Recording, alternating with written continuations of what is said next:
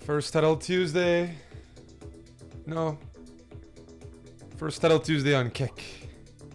Let's have some fun. Get some good music going. Playing through the speakers. Just having some fun.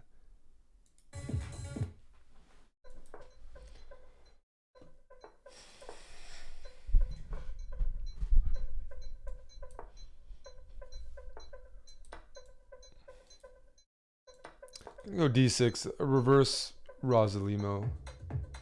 Knight can go to e7 or f6. I'm gonna go e7. I like this structure sometimes. I just go b6, bishop b7. If d4, here, let's go b6. Because my knight's on e7, I am overprotecting the knight on c6 in case anything happens on the long diagonal. So, and by going b6, I'm further discouraging c4, c5, which is a way for white to try to undouble the pawns. Now bishop f5 is with tempo, and then probably bishop e4 and fight for the diagonal. Hello everybody. Thank you Badkins. Hello Chicken Pants. Hello Dr. Lord. Hey Tim. Amon and I are both playing Title Tuesday. Amon's back from Guatemala. And I'm back from Temptation Island. Yeah, bishop e4.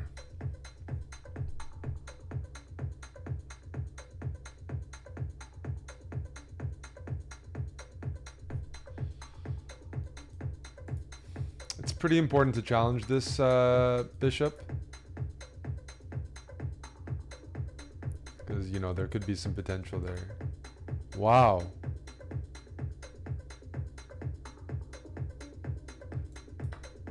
Okay.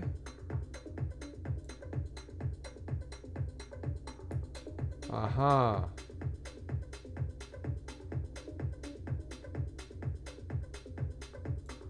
It's not the most conventional move, queen e8, but I don't want to trade the queens. I want to go f6. Reinforce this pawn. Potentially bring my queen to the king side. But there is a pin going on here. But I'm hoping by not trading queens, I'm betting on myself a bit. That I have a good middle game.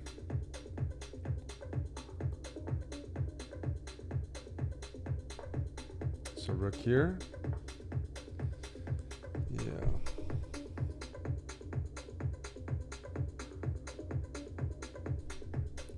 Gonna play f6. It's not pretty, but I might even go queen f7 and hit this pawn. Plus, I'm defending this. And my bishop can sometimes reroute.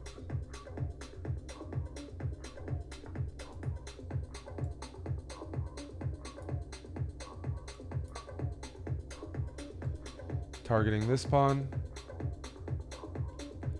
Queen e3, I can just snap it off. I saw this move, but I thought to myself that even though white has the bishop pair, there's just weak pawns everywhere. And my knights do defend each other. So knight g6, hg6, what do you do about c4? You can go c5. I might just go b5 there, or ignore it. I have to figure that out.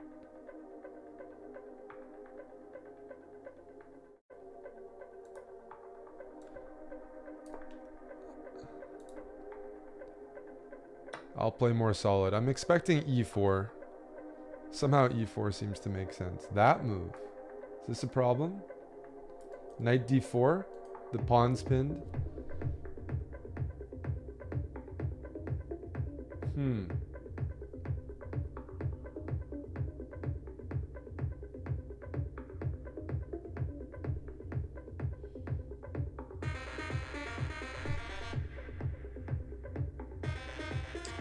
Queen b3 is also a threat.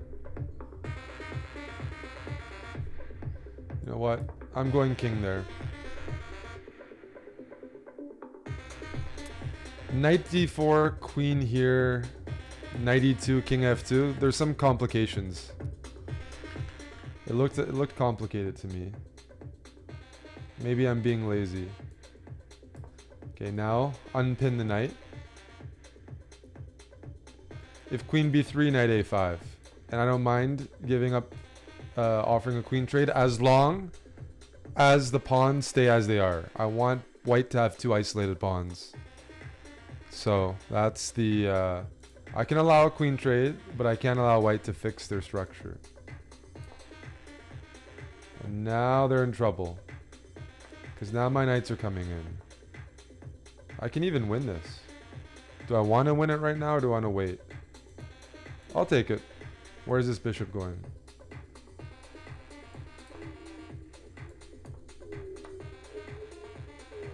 Oh, that was a mistake by me.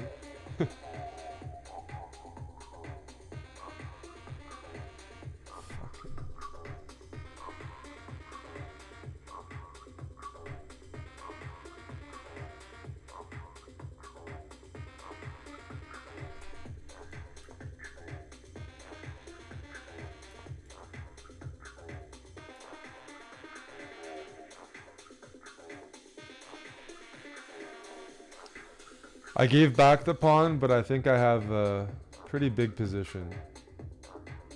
I thought I did.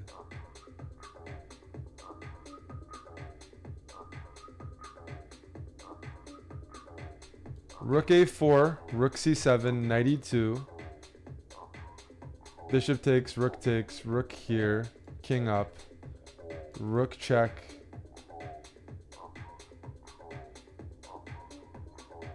King here, king check, sorry, pawn h4 check, king f5, pawn g4, king f4. Okay, we'll do this. Hope I didn't miscalculate that. This is what we calculated, remember? This is all part of the calculation.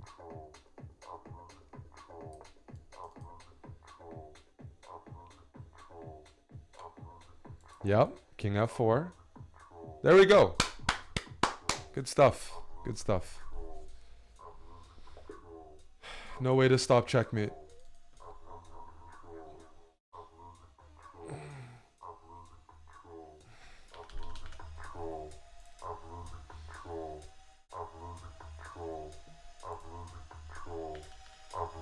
Besides, yeah. Rook a7. And then I have to do this. And go for checkmate again.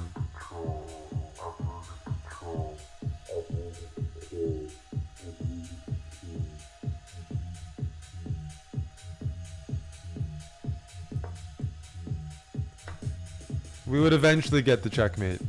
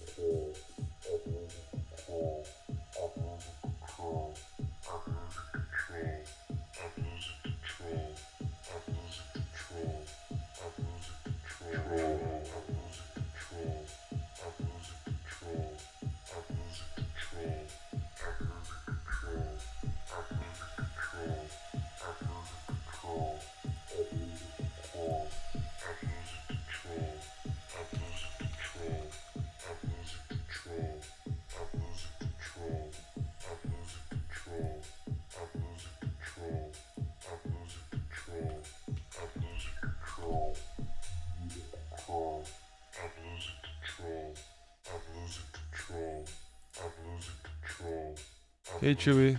Thank you Badkins for joining. I'm losing control. I'm losing control.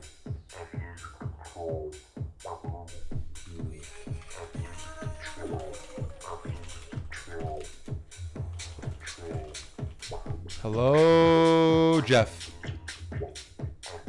Hello mod badge flasher Jeff. Let's add another mod. Grilled peppers. Wait, let's see. We'll add them after.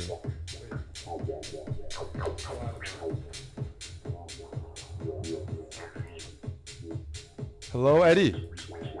Are we winning the event? Hello, Eddie. Are we winning the event? I'm gonna try to play well. That's why I have the speakers on. I'm gonna try to like... I'm try-harding. This won't be very entertaining, but I'm try-harding.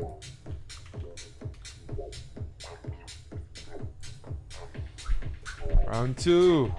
Ivan Martic.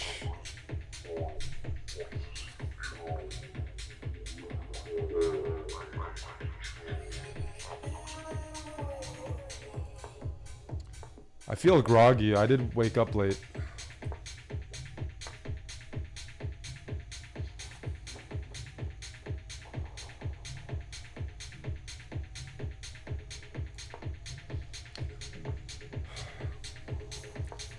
We're playing theory here, hey?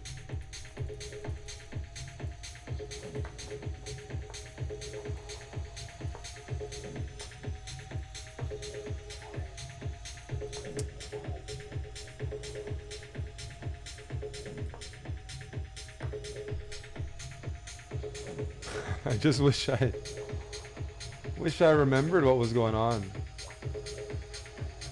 Okay. I don't remember anything, so I'll go for this line.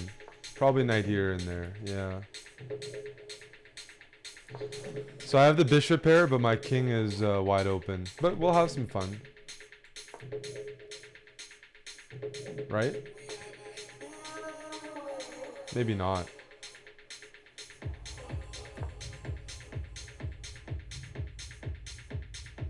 I'm gonna have to attack my opponent here.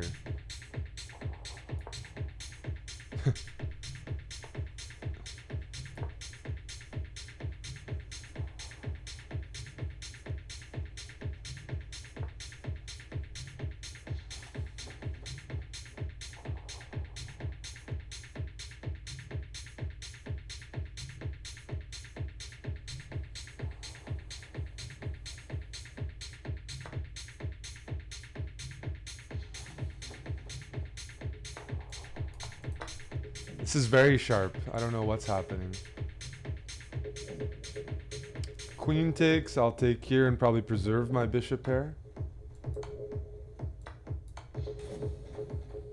If I can preserve my bishop pair, then I'll trade queens, play king e2, and just play this position, where I think having the bishop pair and the protected passed pawn on the g-file should be a very big advantage. Bishop d2. If you go king d7, maybe I play another move.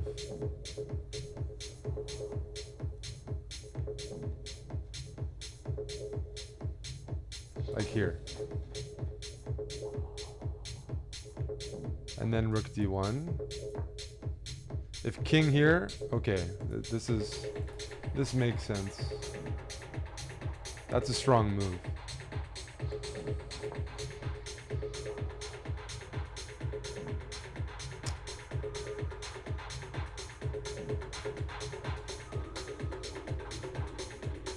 What am I doing right now?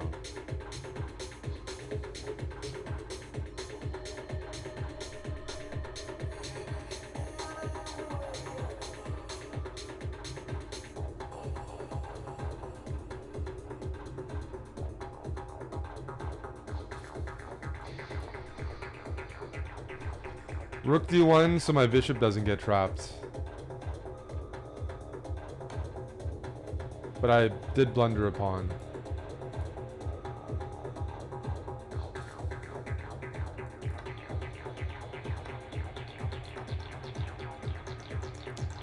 But it's not that clear. Knight here, king e3.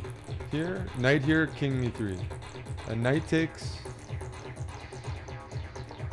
This knight's stuck and I do have a passed pawn still.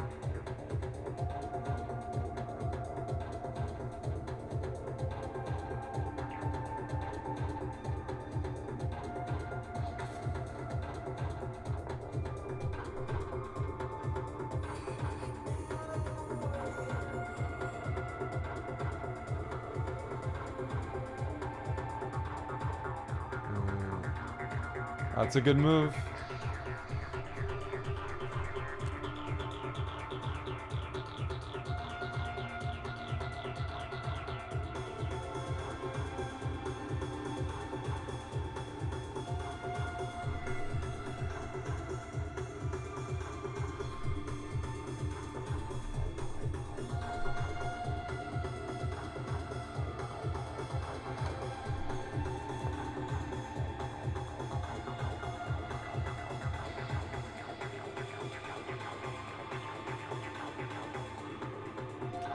King here I'll take. Win my pawn back. Knight here I'll go bishop b1, king f5, king c3, and pick up the c4 pawn. So it's still pretty sharp.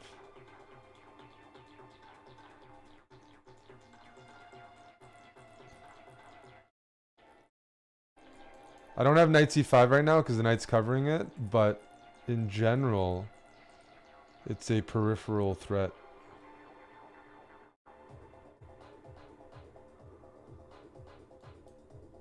Okay.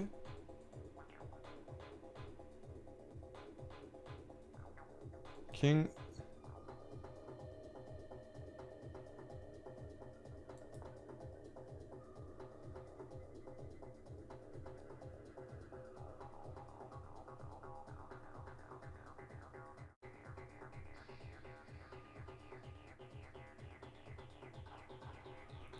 I have this move. Let's go for it. I really want to make a queen.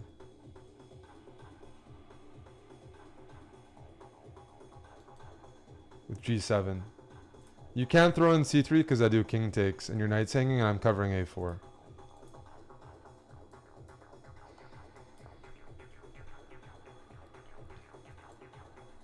Check. Check.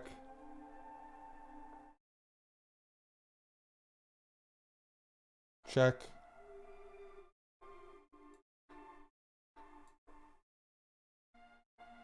Check.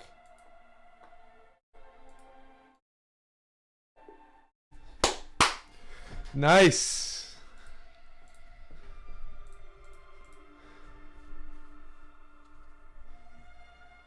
That was a tricky one. I was down a pawn, but I don't think my position is worse here. There's a couple of reasons why. I don't mean I'm necessarily better, but I'm down a pawn, but I have a protected outside pawn. I have the bishop, which is a good long-range piece. But the problem for black is they have a 3-on-1 majority. 3-on-1 majority is often winning in chess because it means you have a 2 extra pawn advantage. And if, for example, 2 connected pass pawns, that's like game over. But with a 3-on-1 majority, there's not a single passed pawn that can be pushed. This pawn is frozen because of my knight and king, and my a4 pawn controls 2 of black's pawns. So it's negated quite a bit. Maybe not fully. One pawn's not controlling 3 pawns, but one pawn is absolutely freezing 2 pawns, the a4 pawn, and the c4 pawn is hard to make any progress. Same thing with my g5 pawn. So let's say c4 and g5 are a push. It's just like hard for black. It was hard for them to use their knights and they just weren't able to, like here. This is a perfect example. Black's up a pawn, but this pawn is weak. This pawn is defended. This pawn is hard to access. And I just threatening king c3 next move. And it's like, even though you have 2 knights, you don't have easy ways of defending it. Because you can't back up c4 with the b5 pawn. So it's like, the quality of the pawns is favorable to white. And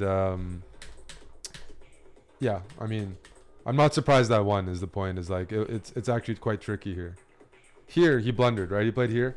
You got to go king e7. You got to go king e7 to get close to that. And now let's, you know, then I go like king c3. And after king c3, you might be losing unless you find a crazy move. Like if you go here, then I take, materials even. Now all of a sudden, as long as materials even, white's much, much better. But how else do you defend? You go here? Well, then I just take. I was going to go king c3. I'm going to win my pawn back, install a bishop on e4, and now you have 3 isolated pawns, and I have a protected pass pawn. My king's just going to walk in. Game over. Material, white's temporarily down a pawn, completely winning. So it's like quite tricky to play. How did he think he was stopping the pawn? Great question, Tim. He knight c6. Knight c6, g7, knight e7. And now my knight's hanging and the pawn on a4 is hanging. So at least the knight moving back would stop it, but there's bishop e4. You saw your move your 1200. Everybody in the world in chess blunders. There's no level in chess where you don't blunder or misevaluate things. It just happens less frequently. This is move 40. So his first blunder was move 40. First clear blunder was like this sequence around move 40, which isn't that bad. It's also easier to see things from a stream. Absolutely. Huge difference. Badkins, thanks for gifting the sub. Molmshog. Welcome, Ya928. Got paired down round 3. Okay, this is a must-win game then.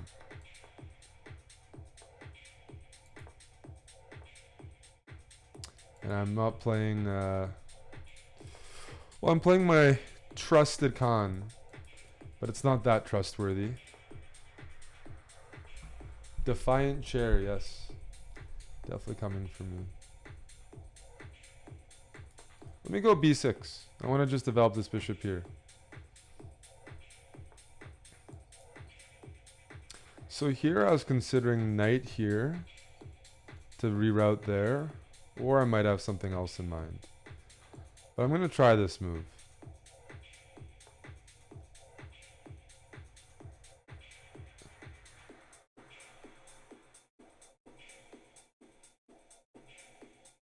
Uh-huh.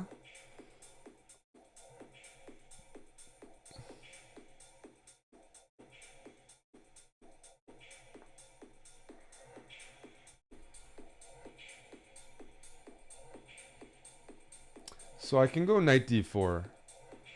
That's a pretty classic way of trying to go for a mate. Knight d4. Your knight can't take, so you're going to go bishop here. Then I go knight e2, knight e2.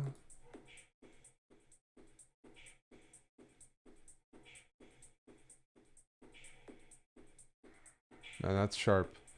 Knight d4, bishop f4, knight e2, knight e2.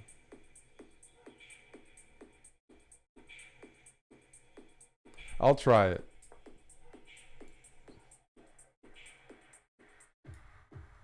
As far as I can tell, bishop f4 is forced. Otherwise, I'm threatening knight f3 or knight b3, both winning material.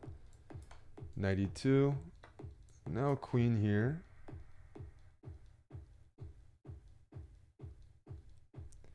h3, I go knight f6, and then I have a double attack. So I don't think white's going to go for that. Yeah, this makes sense. If I was playing white, I would strongly consider bishop d6 and sacrificing a pawn. But I know it's not easy to play. This is a good move as well. Let's go knight back. My knight's not doing anything there. If e5, okay. So now my question is, what happens if d5? I guess we got to do it. We can't allow white to play bishop d6 and hinder my development. We can't. We can't allow that. And we have the bishop pair. e5, knight e4. For sure. White's can move around or take. They take. I'll probably take back. And even if I lose this pawn, the position's really opened up, which I'm very happy to see. Okay, here I'm gonna take.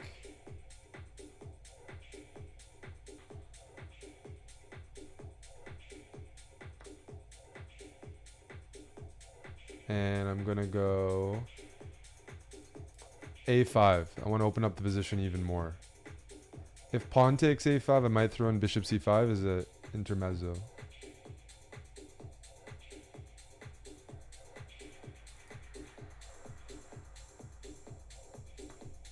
That's a good move, getting rid of my bishop pair. I was worried about it, but I don't think I did a good job of defending against it. Okay, I have an isolated pawn on d5. But the position is slightly open, and I'm hoping to use that to my advantage. So for example, let's put a rook on c4.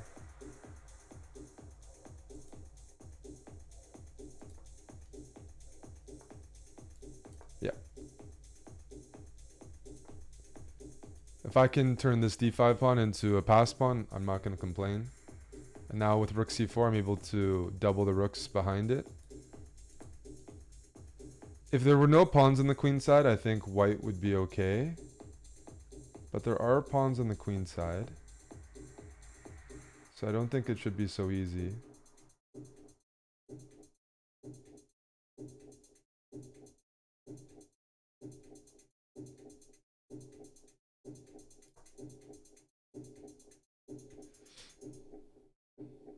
Now I'm hitting the rook and hitting the knight. Okay. Rook d3 is coming. I do have the pass pawn that I was hoping for. And the b4 pawn is quite loose. I will be targeting it at some point pretty soon. I'm using a lot of my advanced pawns as squares. h5 to make sure we don't get back ranked. And now it's time to be a pest. My bishop and pawn are doing something. We need my queen on a deep square. Wherever that could be. So we'll start with queen here. We need to penetrate with a queen. What? No.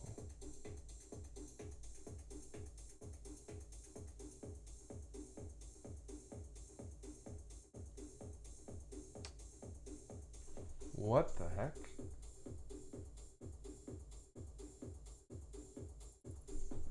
Alright, let's try this. Not my best move, but I'm getting low on time. I'm threatening checkmate, but he can take and block.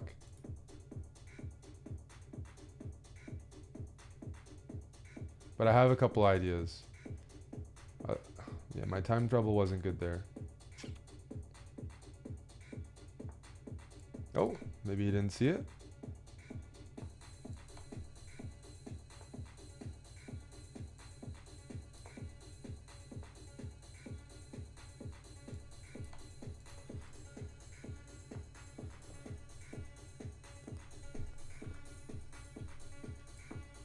I held shift and I tried to make a knight, and I don't know what do you press on chess.com. I wanted to promote to a knight, and I held shift. It's control. It's alt. Oh man. Well, hey, queen a5 won me the game, even though the winning move is queen a3. But after king here, I have queen a2, and then we transpose. So originally when I played this, I did think it was checkmate. But even if we play this endgame, this is a very bad endgame for white. Because this pawn is weak, and this pawn is weak, and the king is weak. So let's say here you just don't have a move to defend this. If you were to go here, then I can go queen e2. I'm hitting two pawns simultaneously. And you still have to watch out for checkmate. So I'm going to win a pawn there anyways. So even this endgame is really bad. Yeah. Because of how loose white's pawns are.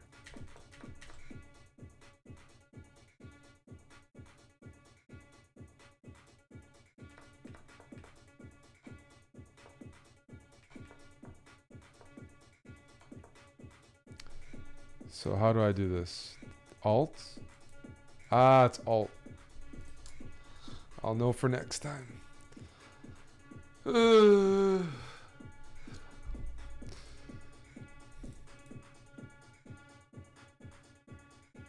Amon's doing well, that's good.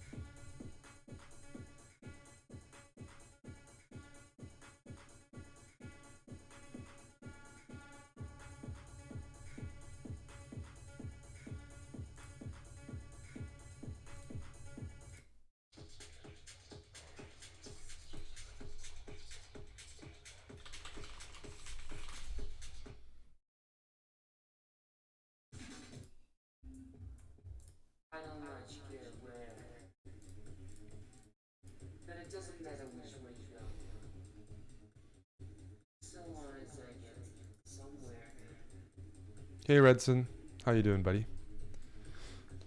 We'll be back in Germany this summer with our chessbrah on tour.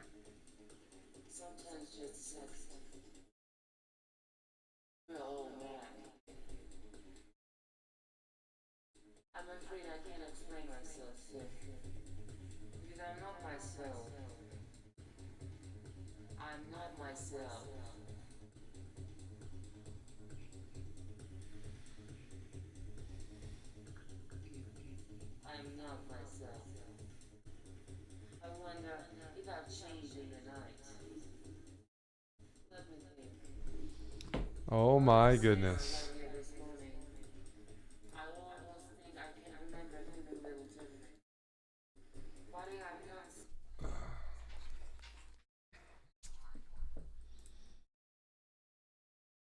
We are playing Hikaru here.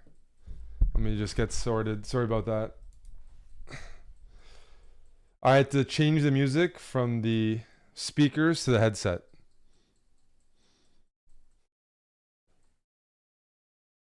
I'll take. We had this position earlier today in Title Tuesday. Fellow kick streamer Hikaru. Wow.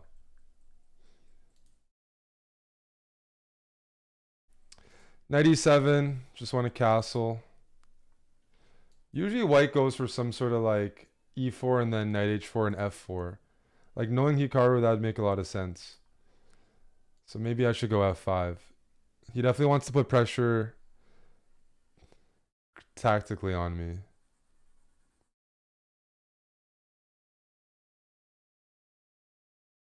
Okay, what happens if we close down the queen side?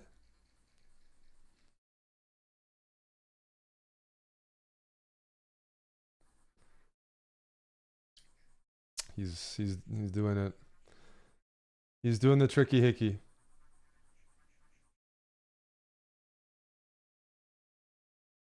All right. I'm going to take.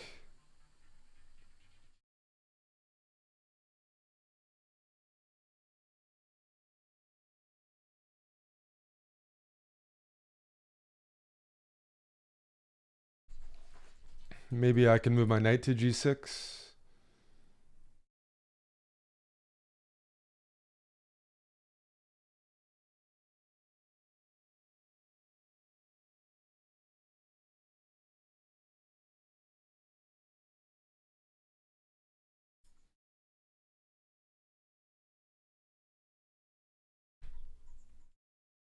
Looking to trade this really good bishop of Hikaru's. It's like a very good piece.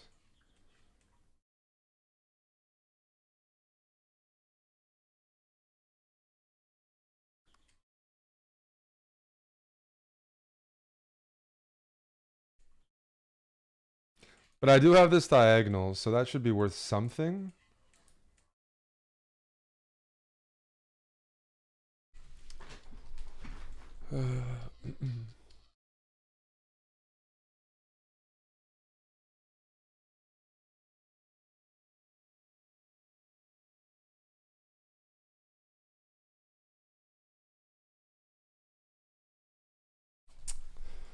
I need to move.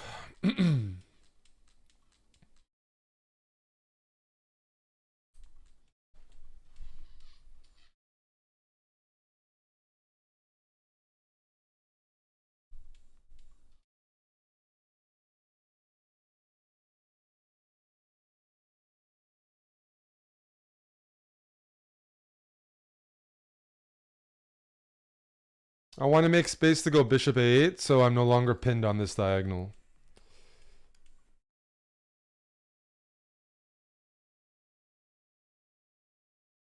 Because I don't want to ever go c6 to unpin it. That blocks my bishop and weakens b6.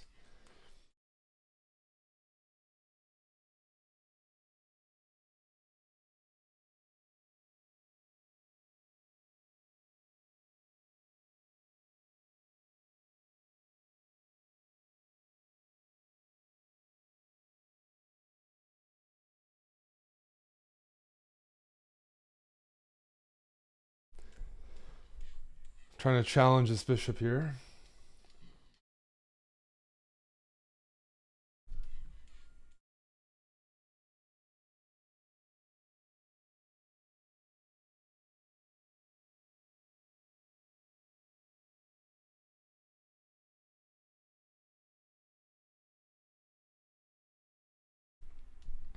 Okay.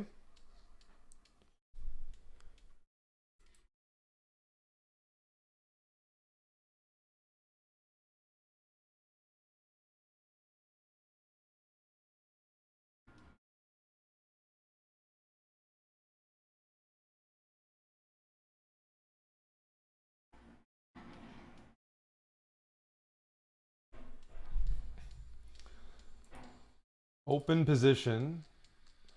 That's not my favorite.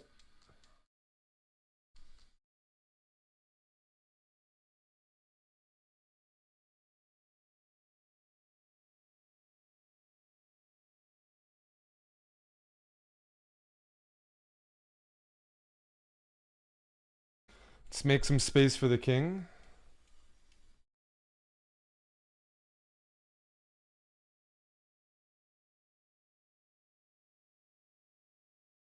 Queen here might be annoying, yeah.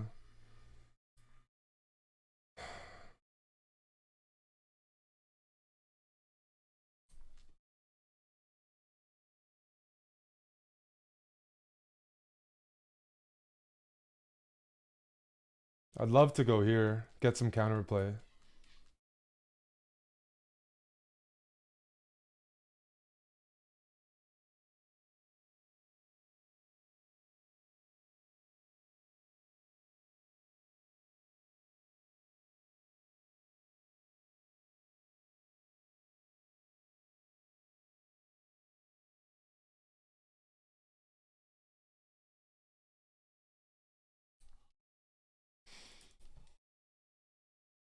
That's not good. That's not good. I definitely just... I'm very low on time, which does not help.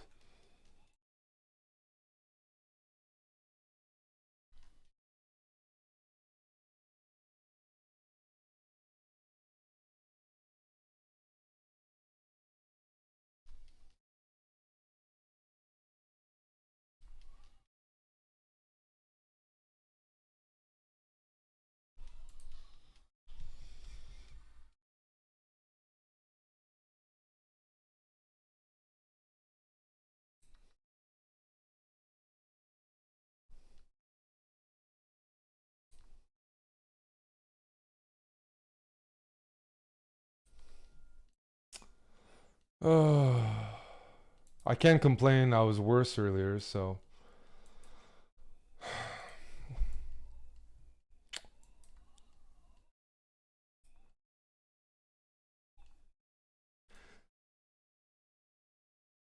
Do we play on a little bit? Because Hikaru likes to play on. That's a draw. We're on move 69. It's a good time to offer a draw. Oh, he doesn't want to accept? Okay.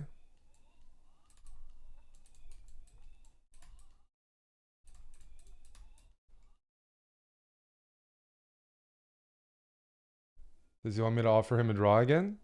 Like, okay. How many draws do you want? Here we go again.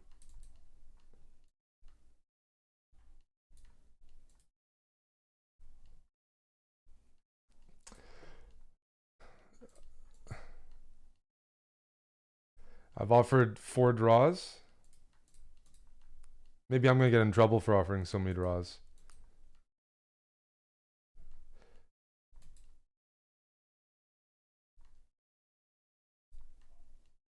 Oh.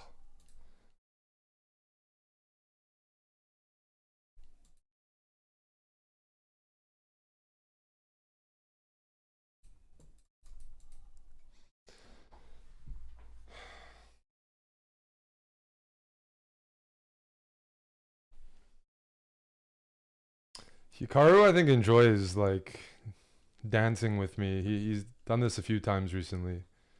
I'm up a pawn on the better side. He was better earlier in the game. Then he blunders. Then I'm better. Then I offer a draw. And then we play on 100 moves where he declines many draws. Well, there you go. I gotta show you this. We're gonna have to do part 2 of the Hickey Chronicles. Is there a way to make this?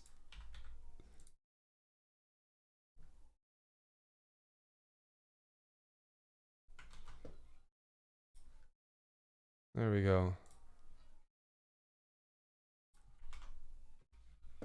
There's more draws. See? I offered even more this time. I wish I could show it. Oh, there we go. Now we're talking.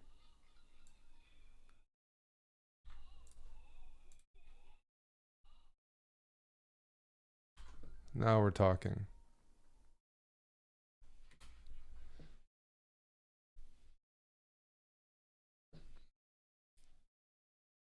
It's okay. We're on the same side. Hikaru's a Kiki streamer. We're both on Kick right now.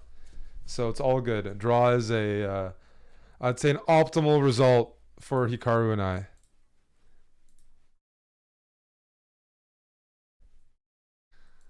We're on the same side here.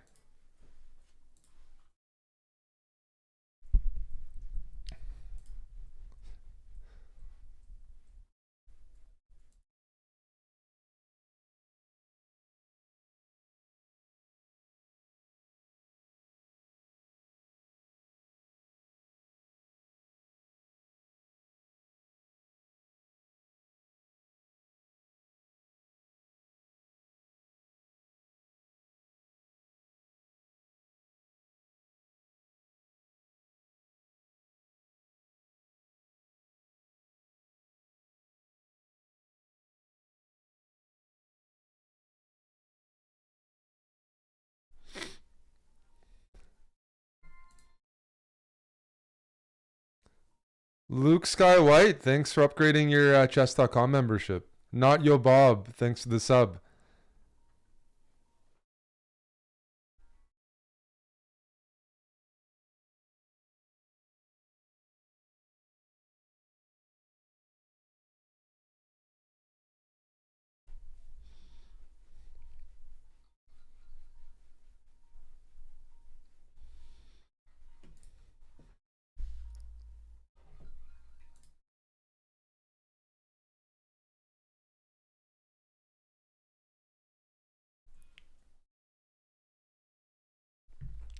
Did you guys enjoy that game? I was in big trouble, and Hikaru allowed me to sack the exchange. I think that was a pretty key moment.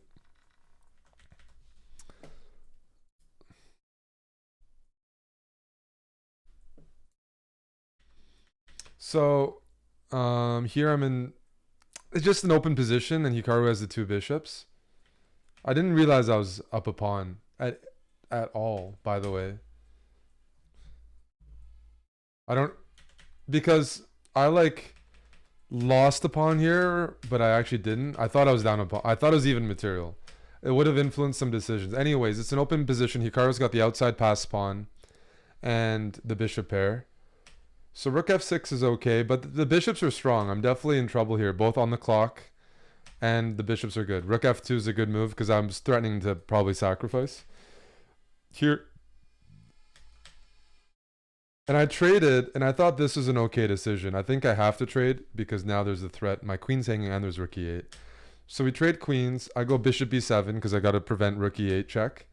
And after this, bishop here, I could have looked at this, but I was at 15 seconds, and I just assumed Hikaru had something in mind where I put my knight offside and I win a pawn, and all of my pieces are on the wrong side of the board. I definitely assumed he had calculated something because he spent some time there. I don't know, maybe bishop e5, something in this position where my king gets hunted. Hikaru was one of the best tacticians and attackers, so here just instinctually sack the exchange so I don't get mated. Now there's opposite bishops, and I take here, and I did notice I have a pawn on f5, And I thought the important aspect of that is that I can try to play bishop e4 and disconnect the rooks. So here, rook g6 here, and I didn't take. Taking would be tempting. Now you could say I have 2 pawns, but it allows the rooks to penetrate. So even though black has 2 pawns and a knight, there's serious pressure on g7 and serious pressure on c7 and therefore b7 and full activity. And that's like exactly where I'm gonna like get in trouble. So I valued preventing the rooks from getting really active. So I played bishop e4. Now I can take here if I have to or swing my rook around, but this gives me a lot of breathing room because now I don't have to like immediately protect g7. And this is just a blunder by Hikaru. He didn't want to play c5 because it just limits his bishop. And I'm going to play knight c6. It's not a bad move, but it's just like... it also closes the file a bit. He would rather me like try to win the pawn and open things up for those rooks. But this is simply... Like, for example, what do I mean by that? King f2. Get off the g file. Knight takes. If I take that, then rook c1. And you see, white actually wants to lose that pawn so the rooks have more files to use and to get to the back rank.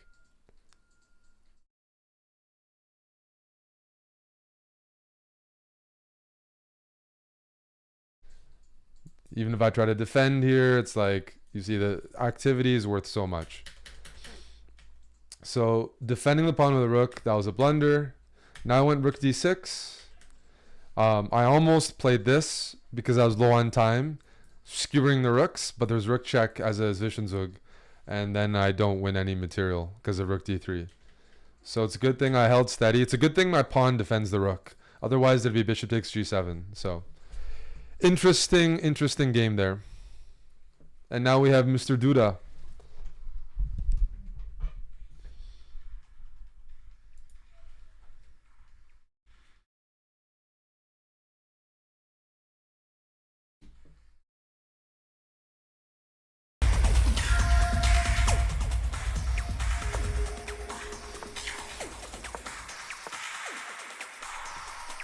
The Grunfeld. What line am I gonna play? I'll play e3. Apparently it's called the Schlechter.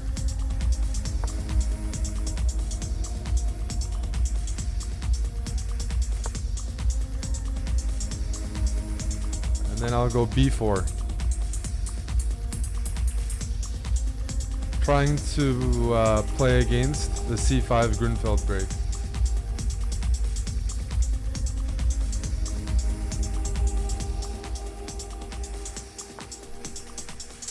I'm not sure if I've actually played this before. Just felt like playing it. Okay.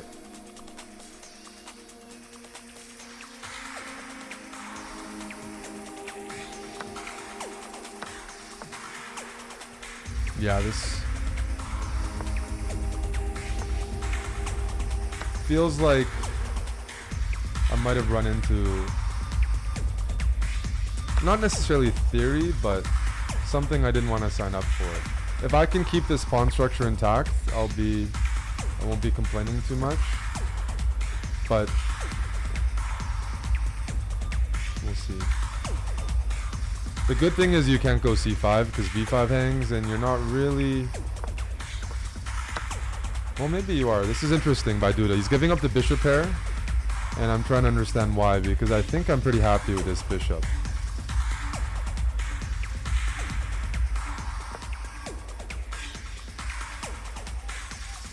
Like, I think I should be quite happy here. I'll go rook c2, overprotect a2, overprotect d2, but I'm really preparing to slide my rook in. And the point being is if this knight moves, c6 hangs. If the queen moves, b5 hangs. So there are some threats.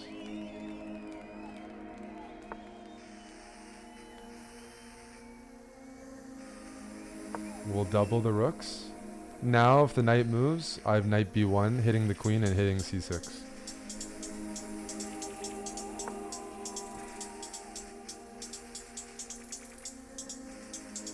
I mean, I can technically push this. I'll do it.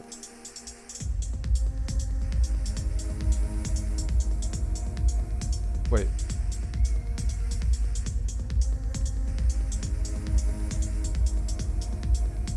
Maybe I shouldn't have. Rook takes, bishop e3, rook d3. Did I miscalculate again?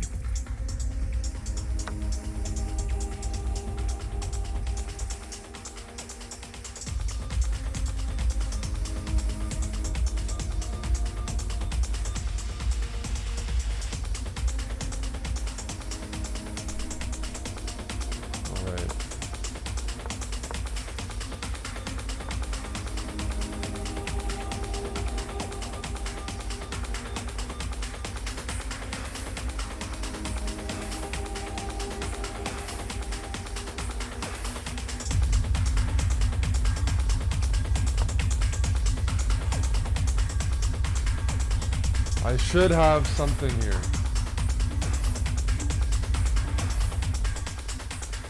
I'm gonna keep playing in the way I want. I sacrificed the pawn, but I have a bunch of threats. Knight c5, bishop c5.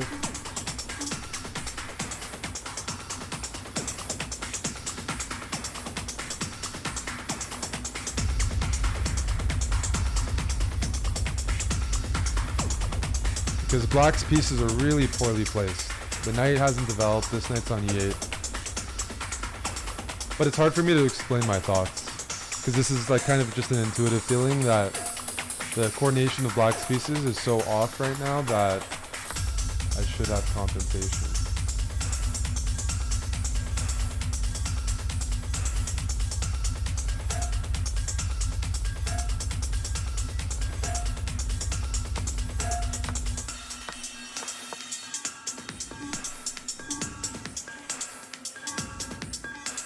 Now I'm threatening the rook, I'm threatening the knight, and I'm preparing to hit this.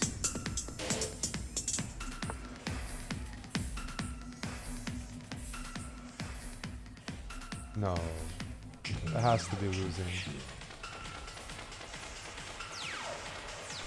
This has to be losing.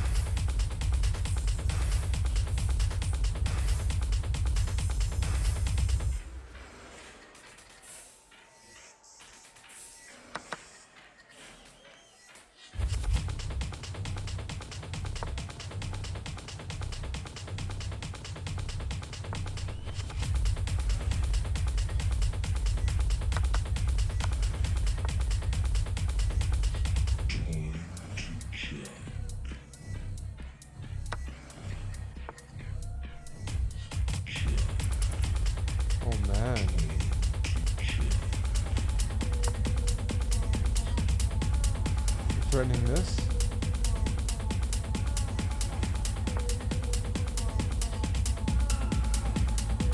Check.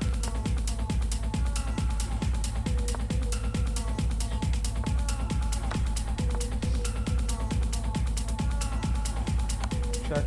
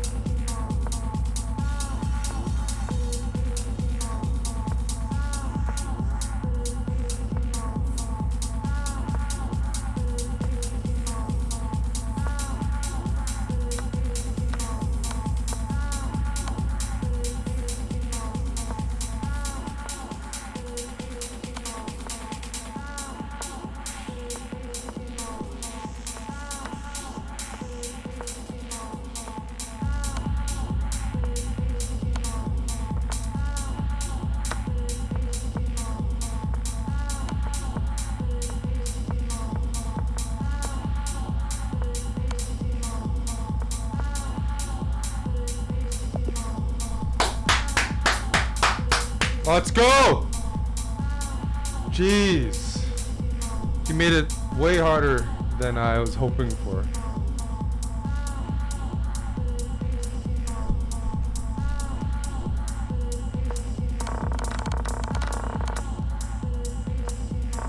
My conversion was brutal here.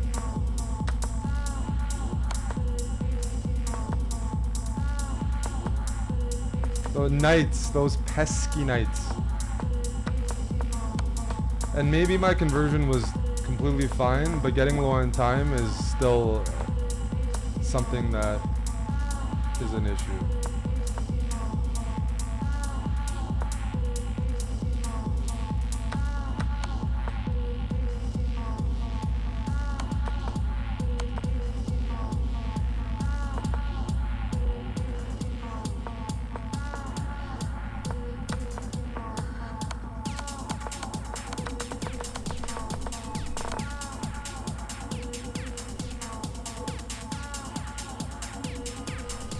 Codis, thank you for the sub.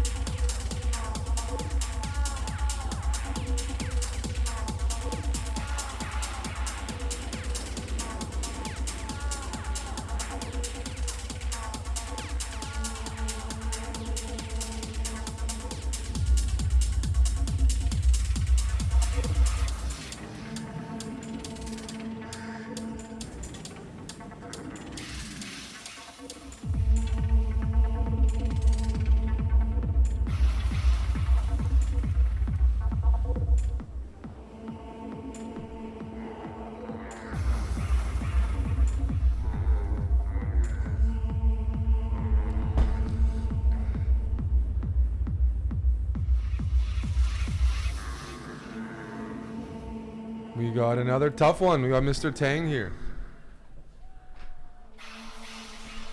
The late editions, I mean the early editions are really stacked, but these days the late editions also bring out everybody.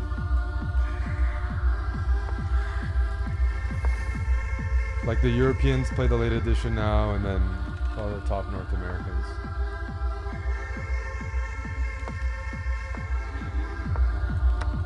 I guess we'll just play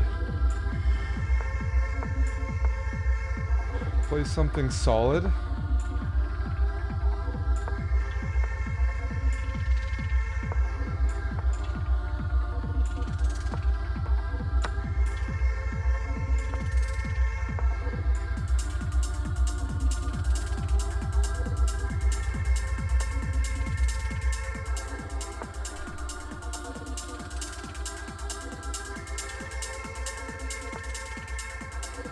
I'll go g6. Maybe bishop e6 and just try to queenside castle.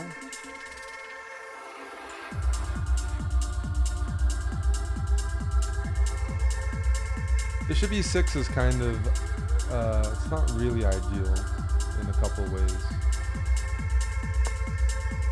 Because by keeping my queen on e7, it prevents white from playing f4 in some variations.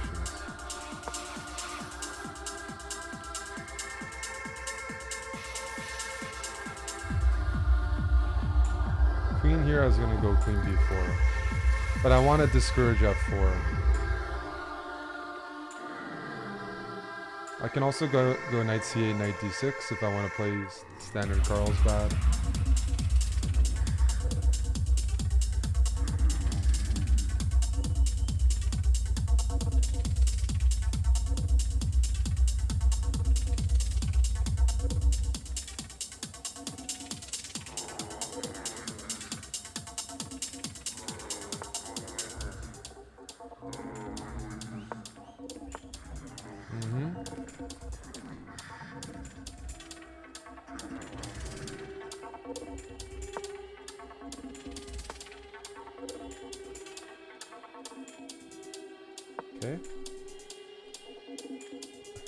said, I want to bring the knight to d6 to get some standard Carlsbad counterplay.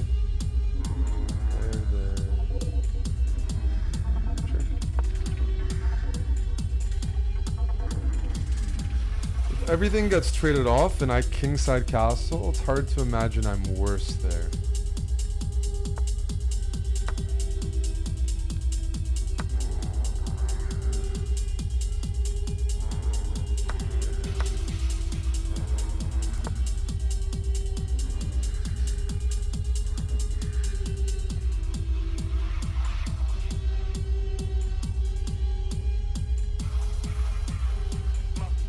White might look to double up on the e-file.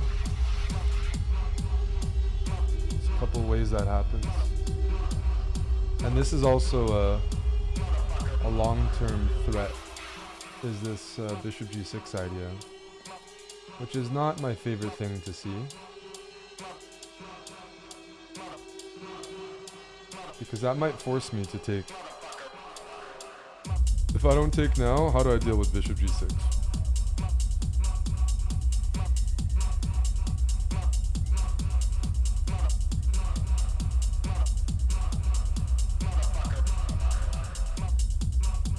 So that's a bit of a problem with my position, quite frankly. Am I missing a move?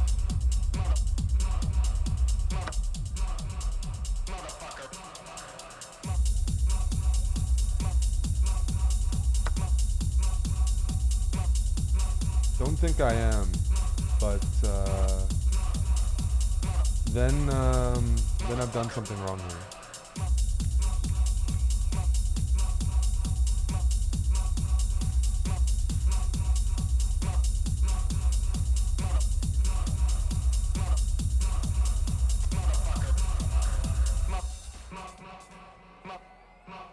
And I thought I had a decent position, but if you ask me right now, I definitely am not bullish.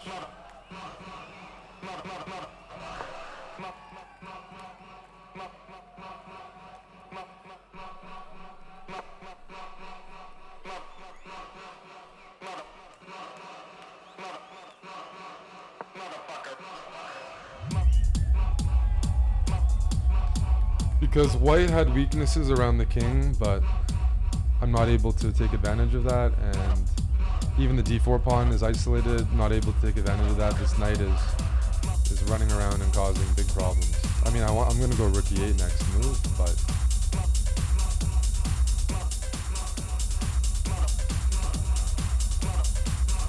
hard to be happy here.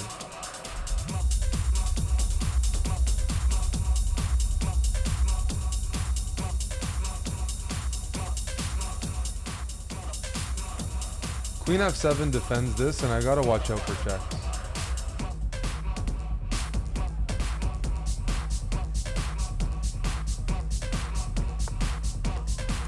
Yeah, I thought that might happen.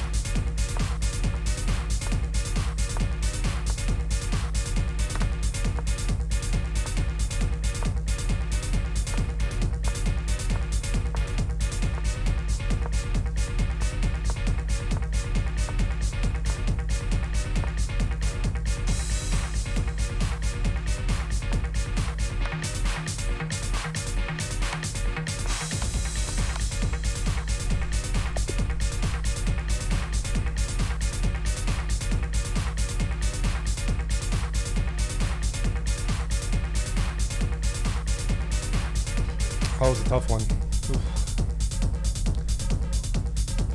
That was a tough one. I was worse, and then I started to stabilize a little bit. Still worse, but this is probably where I feel like now it's an unclear position because white's king isn't safe, and if my bishop ever gets good, bishop versus knight, you know, it's like I can get some counterplay, but I was definitely worse before. And then h5, I'm just trying to open things up. I take, rook takes, good move. The knight on e5 is the best piece on the board.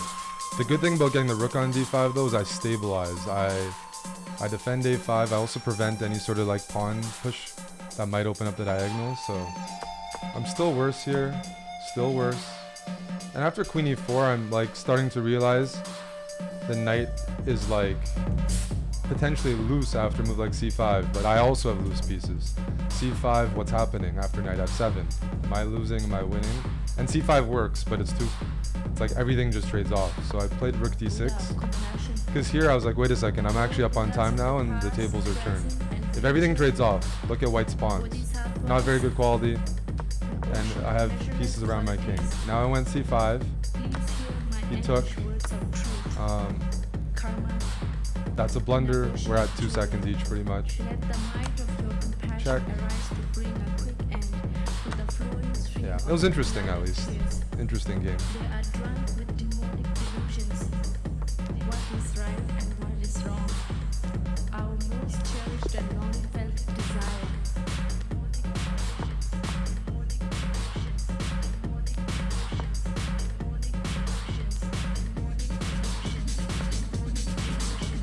I don't know if there's theory here or not. I'm not a career d4 player, and I'm definitely not the most booked up guy out there. So this is interesting. If I take here, it probably transposes to standard Benoni stuff, which is fine for me to play, but if I take here, I wonder if I get a better version.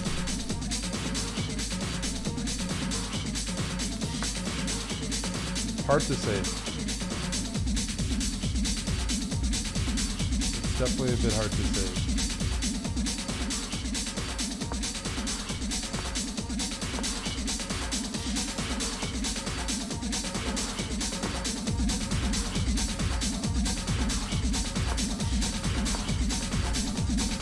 Maybe bishop e3 or maybe h4, we'll see.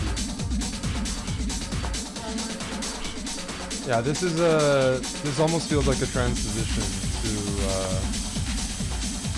some lines. There's h5, h4, then I reroutes h1, f2.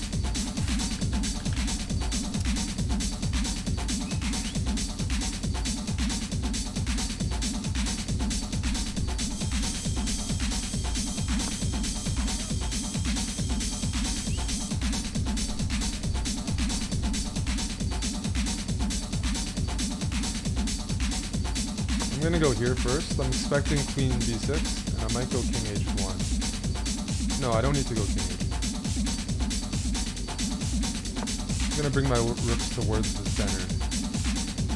I feel like that's generally standard here.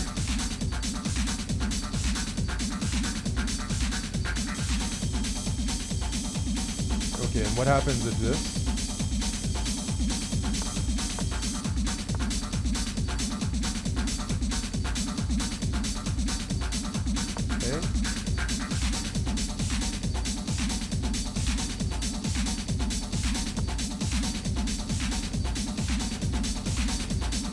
b3.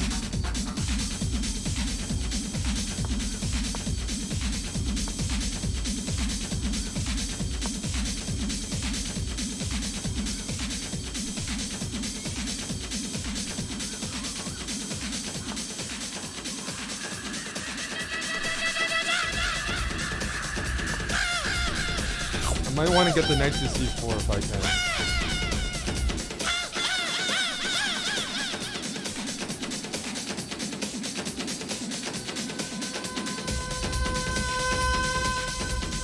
That's a good move.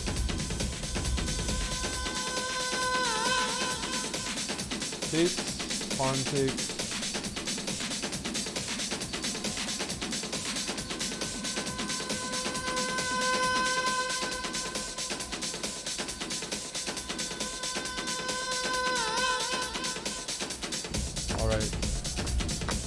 play something cleaner.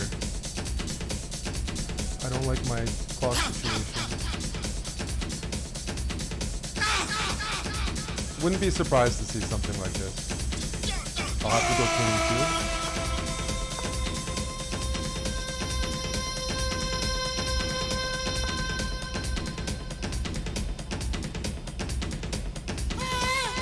Offer a trade.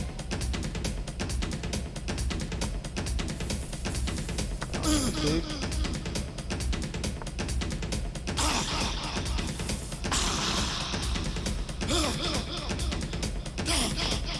Trade.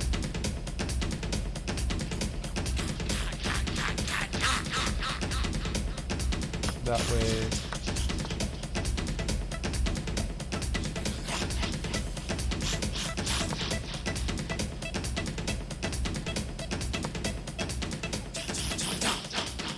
I'm up a pawn, but it's it's an A pawn that would love to push in the future, but there's a long ways to go. You know?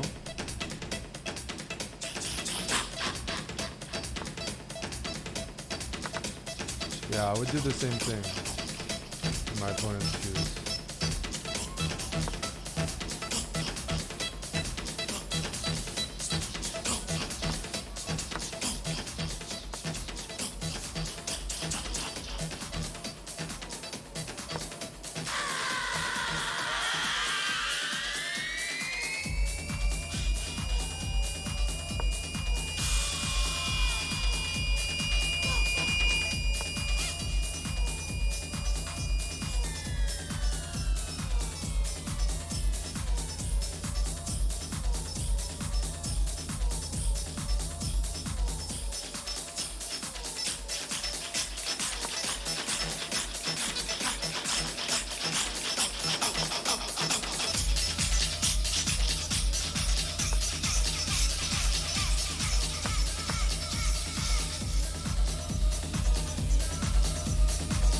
This is not good, man.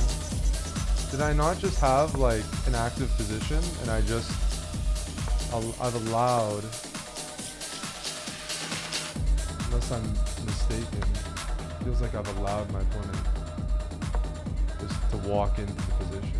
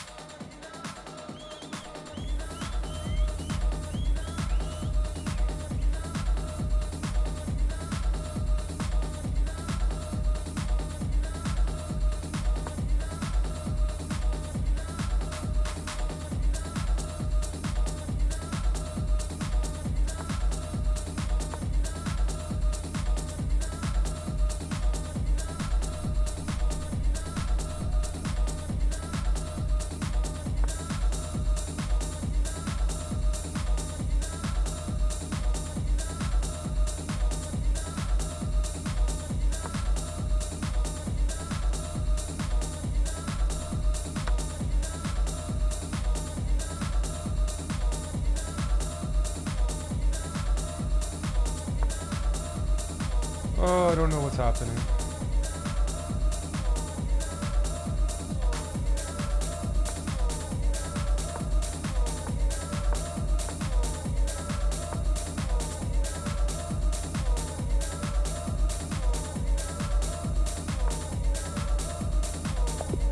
Oh my goodness.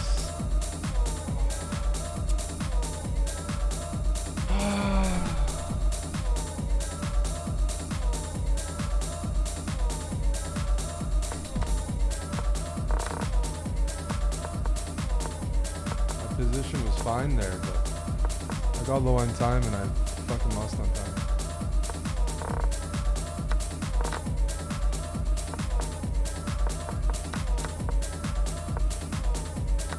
I definitely didn't play well in this part of the game, but I managed to stabilize.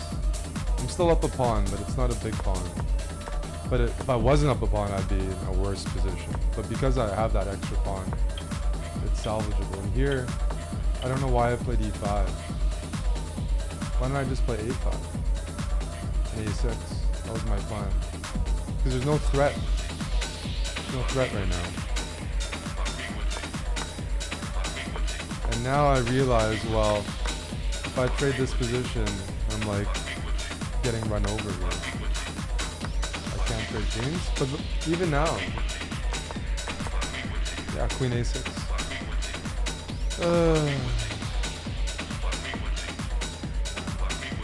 I don't know, like black can't move on over here. I can't move either. So that's, losing on time is not acceptable.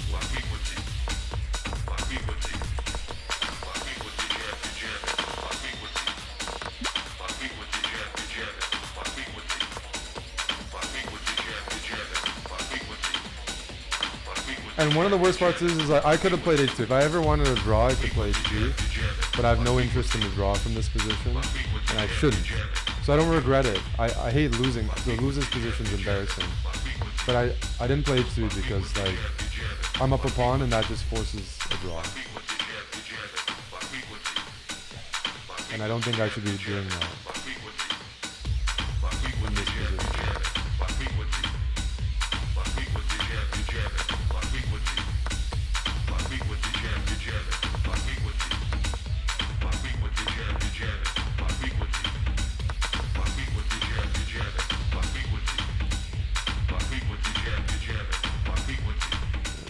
Just disappointing.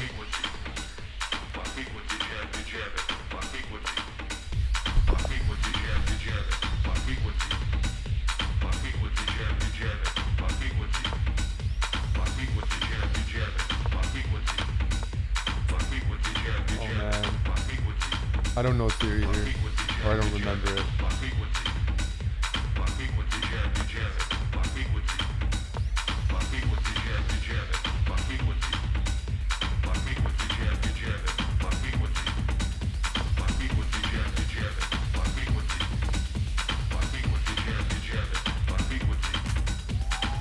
Am I supposed to go here? What kind of move is that, Eric? Alright, check. We'll take here.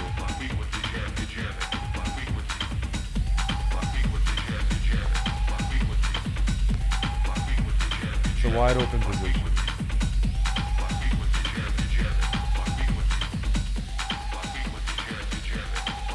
That's a good looking move though.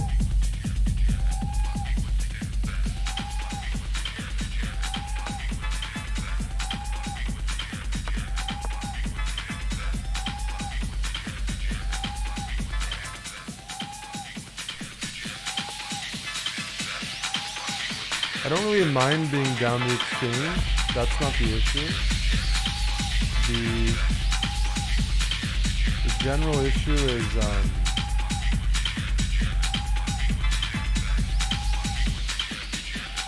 black's king is safe. It's not easy for me to claim a lot of compensation.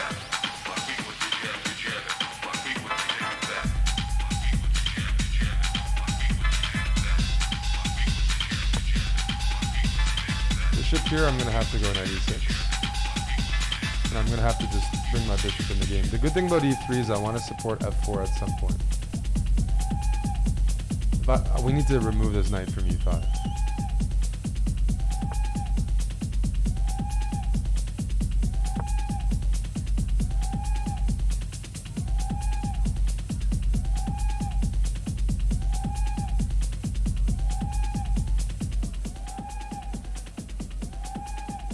I mean, I can envision compensation.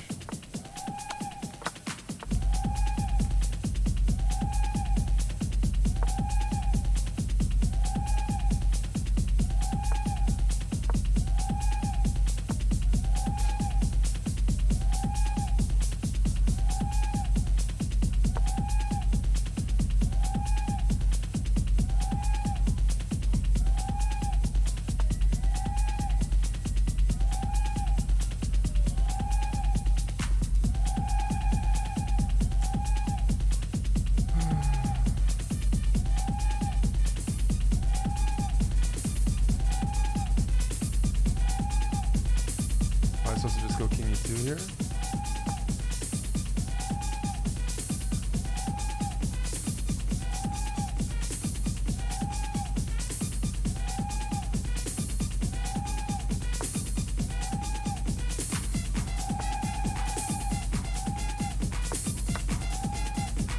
Nice variation. Nice variation.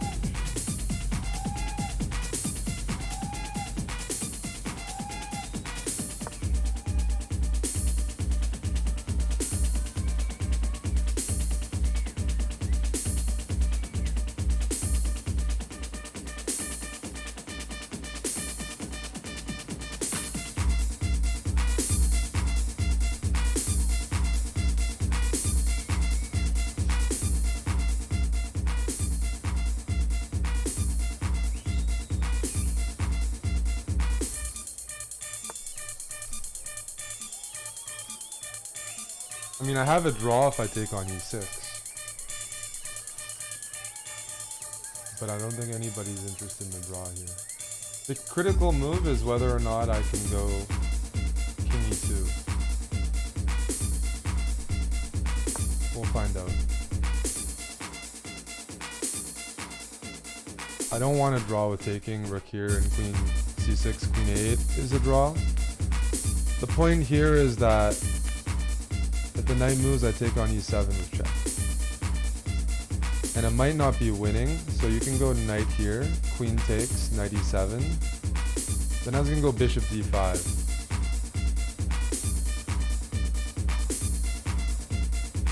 And it looks very uncomfortable at the minimum for my opponent.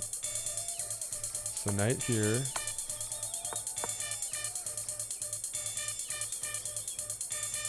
Rook here. I mean, there's a few different ways you can approach it.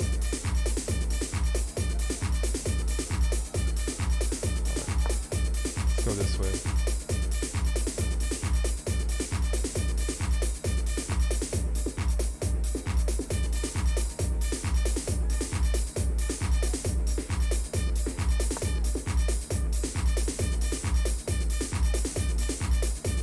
Rook here, then queen here.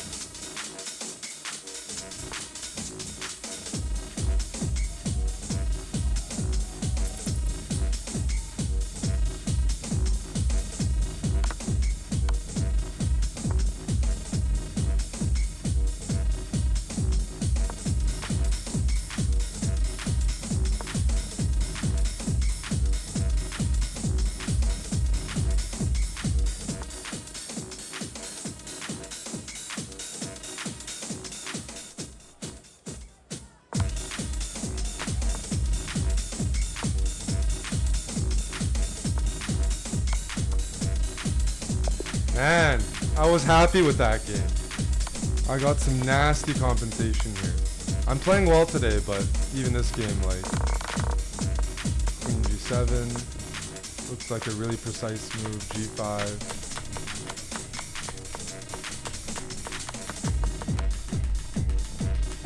But it's not enough.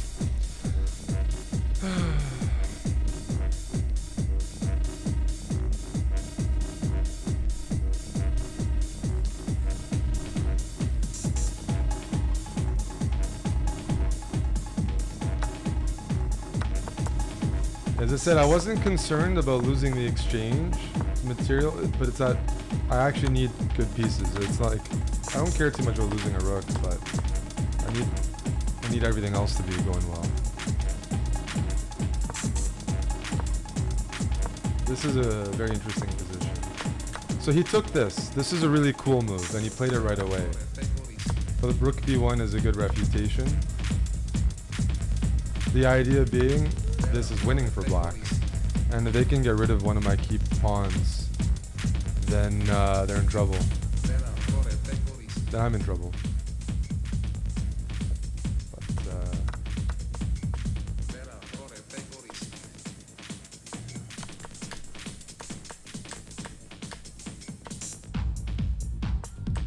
Queen g7. Look at this bishop. What a monster, eh? This is worth a lot of material.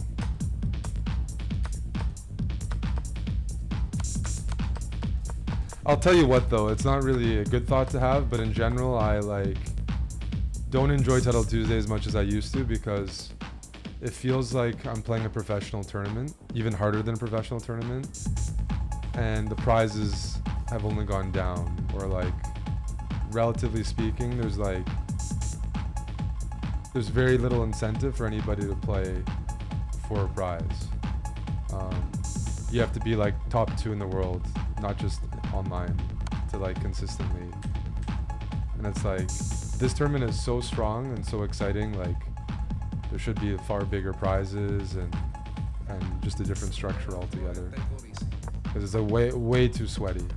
If I played like this at the World Blitz Championship or one of those chess 24 events I played in, I'd be making $2,000 to $3,000 a day, more than that. It's actually if you perform here and you beat maybe 5 top 20 players in the world, you might win $100. For beating 5 top 20 players in the world, you might get $100, 4th place. It's if you think about it, it's actually really fucked. There's a few top players that don't play these events for that specific reason, but then eventually they played because there's nothing else to play during the week.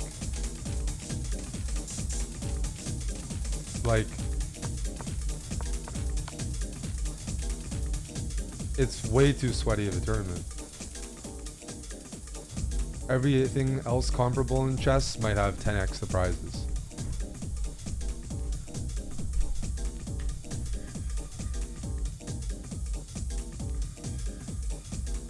Like Hikaru has to run through the gauntlet to win $1,000 a week, and he does it. But he's one of the goats in chess history and speed chess.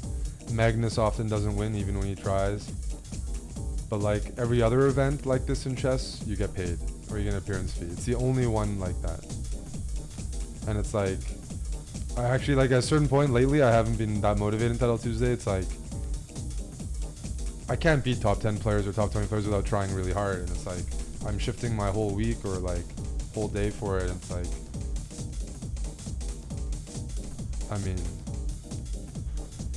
the main motivation is to play good players because I enjoy doing that, and maybe that's good for me long term. But from a professional perspective, if I was in a players union or something, I would not be happy. These tournaments are compared to 2 years ago, compared to 5 years ago, it got 100 times harder, maybe 100x in 2 years. But the prizes are maybe 1.5x or 1.2x. Irish rank, that's something somebody in a luxurious position would say.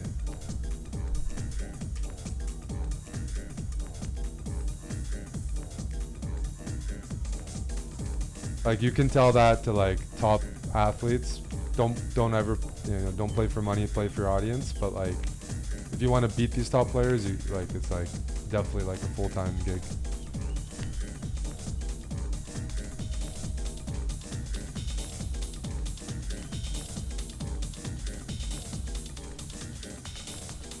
Do I think it's gotten harder because I started watching 2 years ago and the players are trying to impress you? Maybe. Aren't the prizes fair though? No. No.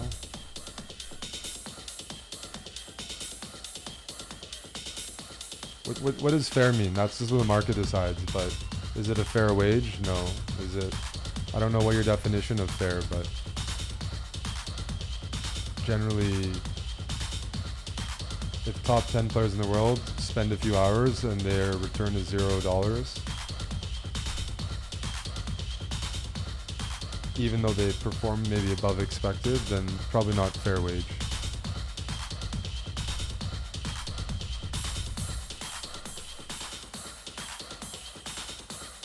Like, I can give a very easy example, I don't want to, but I can play in Arena Kings and I will always, by beating 1500s in Arena Kings, I spend less time and I make more money.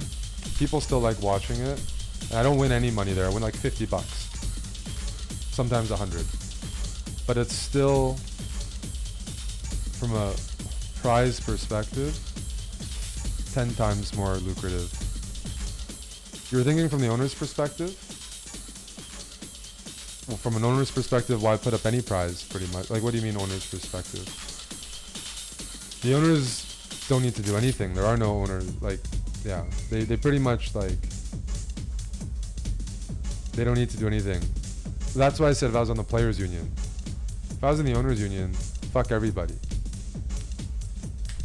But, yeah. Like, it's the only event that Magnus Carlsen's playing for free. Or only event where you have all these guys doing that.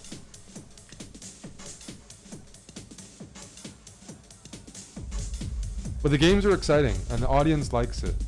So it could definitely be commercialized, but there's so many people, they stop playing these events because of exactly what I described. If you're a normal GM, or even a good GM, you'll never win. They stop playing it. And then once Magnus started playing, everyone started playing again because it's like, look, Magnus is playing. How can I skip? We got Danya.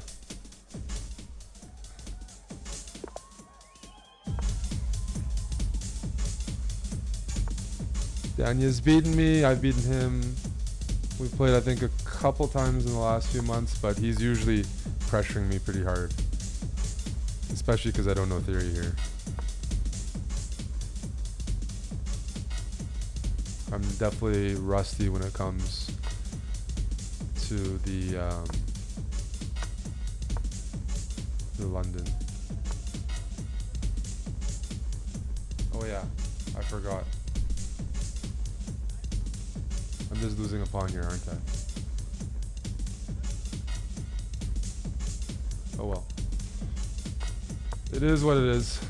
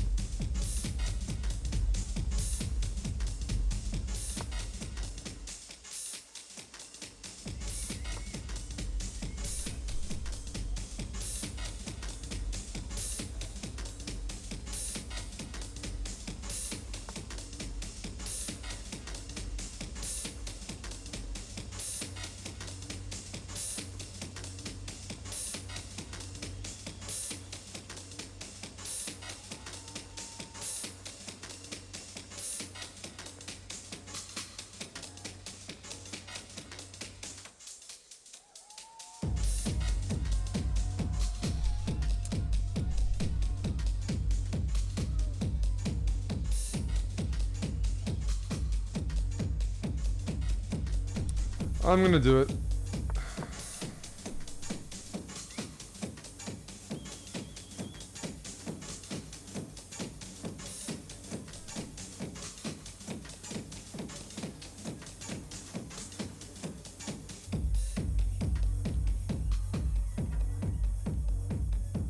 Knight b6, bishop c5, knight a8, queen a5 check is a pretty critical variation. There's other ones as well.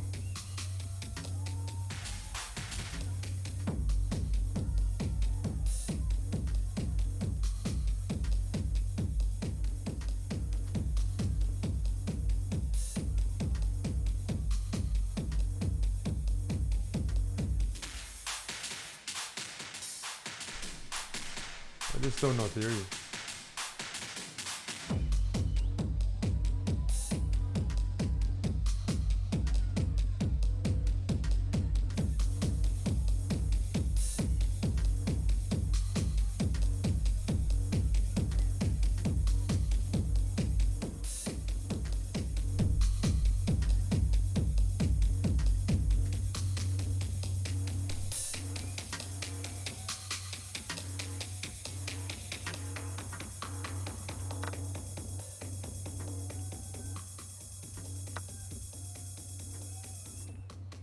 I don't think I have a good position here, but I just don't know anything. I'm trying to play provocatively, and it's probably a little misguided.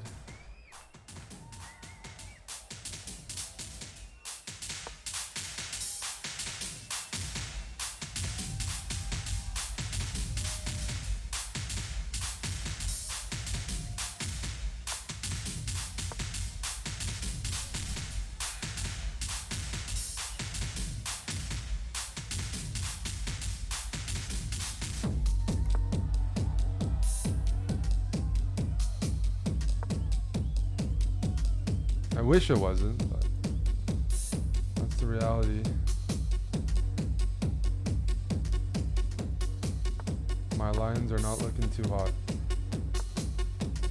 That's for sure.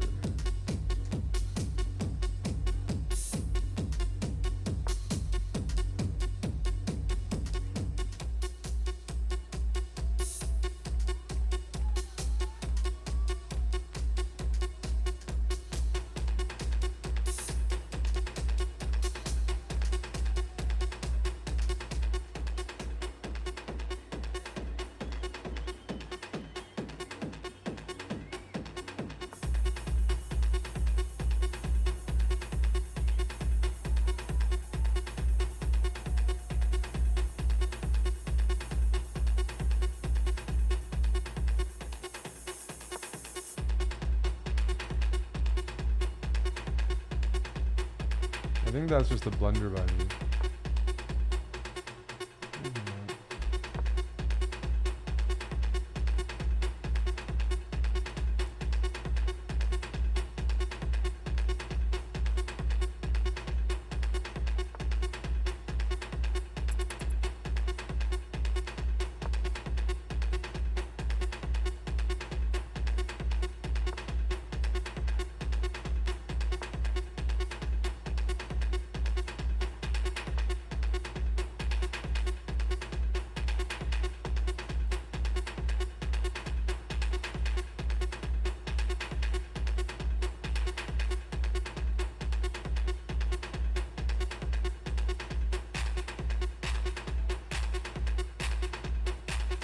Yep, that's a good move. That is gonna be checkmate. Unfortunately for me. Look at how bad this position is. This wins. No, this isn't the best. But almost everything else is winning.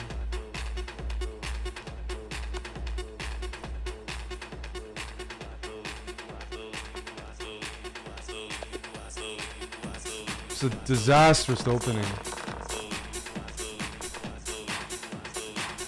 I didn't know theory after a move. Didn't know theory here.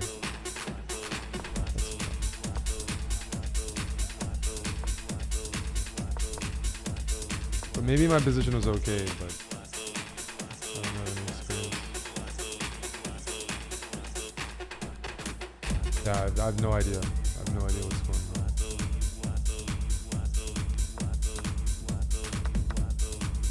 I definitely knew I messed up by this point. White just has a very comfortable position.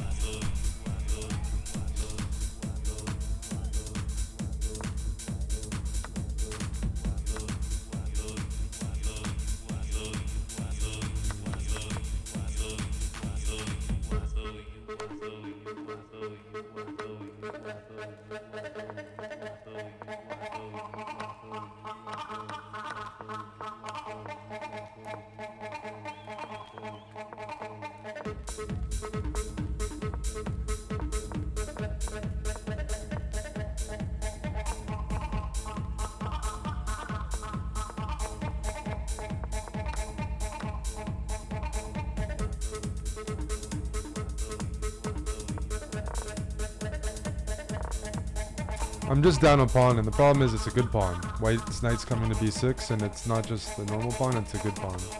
I'm missing support from my center and gives white a deep outpost on d6.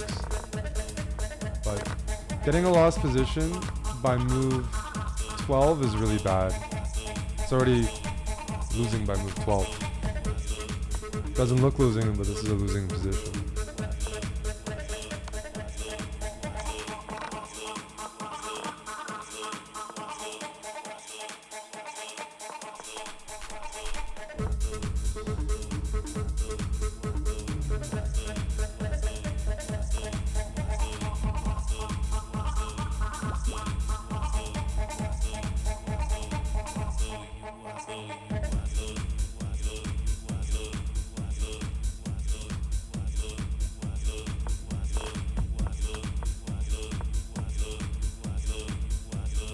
Yeah, I need to start playing stuff I'm more familiar with, e6 here or something. Because I've lost the board nick in the same opening in Arena Kings, and I didn't fix the line or check it. My time trouble is disturbing. I'm gonna try to set a goal for the last 2 games to play fast, because I've been low on time way too much.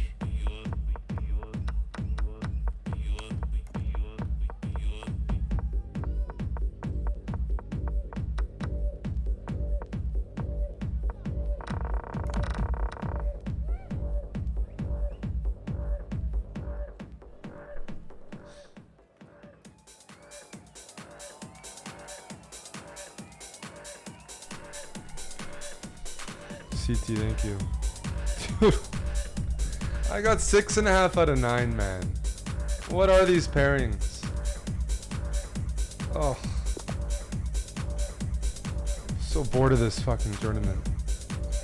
There's 0 chance of winning a prize when you have 6.5 out of 9, even though it's a good score. But like, let's try to improve. E6. We're gonna not get a losing position from the opening. We'll get a losing position later on.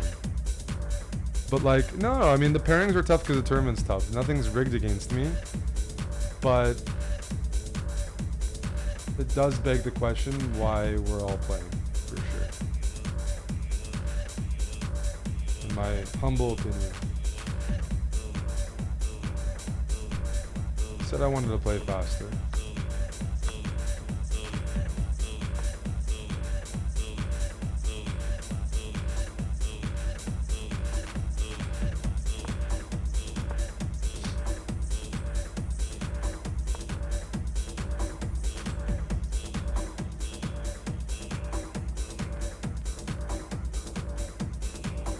Here,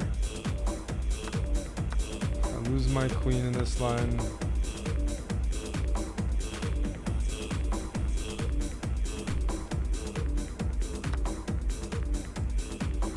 Let's go F5. Material's even. My king's weaker, his queen side's weaker.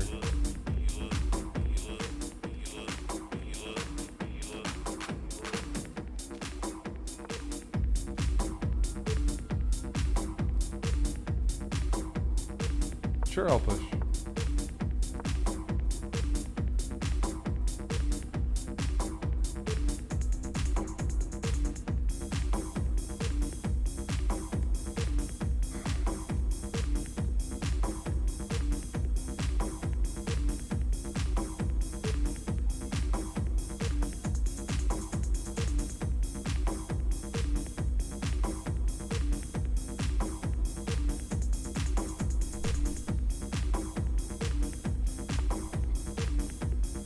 Do I have good pawns or do I have bad pawns? That's the question, right? That's the $1 million question.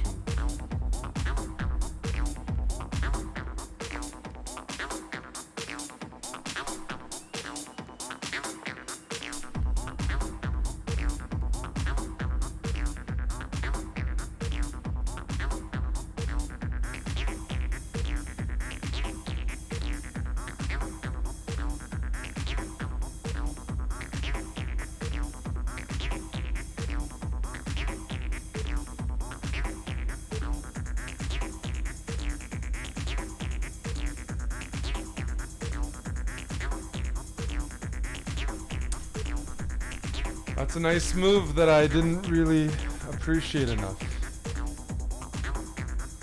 E5, there's knight e5. That's good calculation by Bortnick.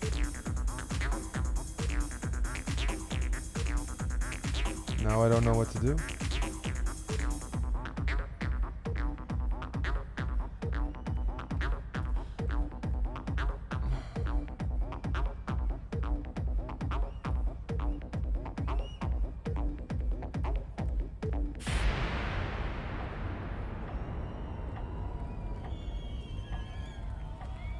Oh man. Fuck!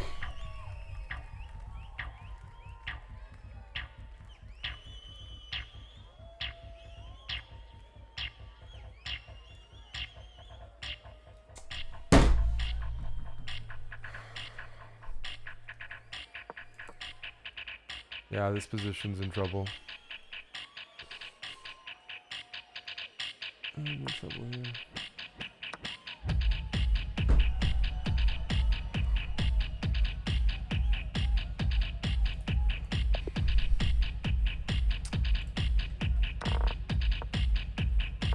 Man, I thought my position was okay here, and you played a. This was nice. I just totally overlooked that I couldn't play e5.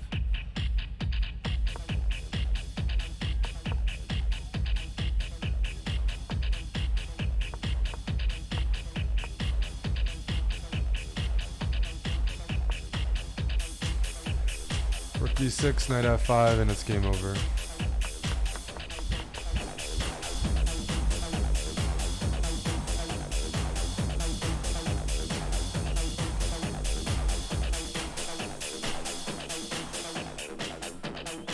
Bishop f4 is a great move. No matter what, I'm in dead. I'm completely lost. Like bishop f4 and I can't find the move. So just clean. I just assumed I could play e5, which is lazy, but normally that tactic doesn't work. And I was trying to play faster.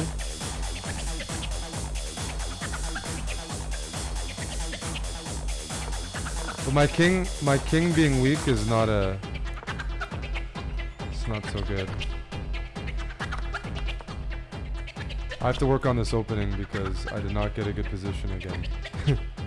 Again, I didn't get a good position.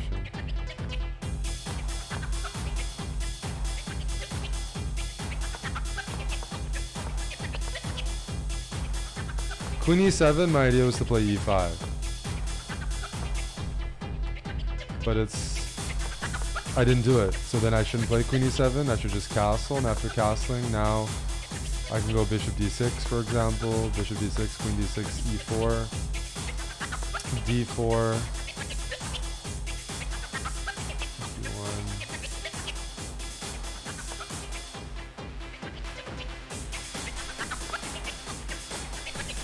Yeah, I can play like this. But like, I haven't been working on chess in the last while. We've been watching reality TV and I've been working on some other projects. Like this European trip. So like my theory is just not there. But at least this was better than the Danya game, where I was just lost from the opening. Here, I'm not lost and actually my position's playable. But you have to be very precise because the king is quite weak.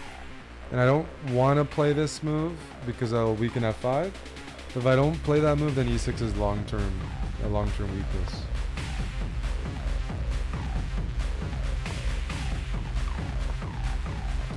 Like how? Yeah. I didn't want to play passively. In hindsight, sign me up any day to play passively here.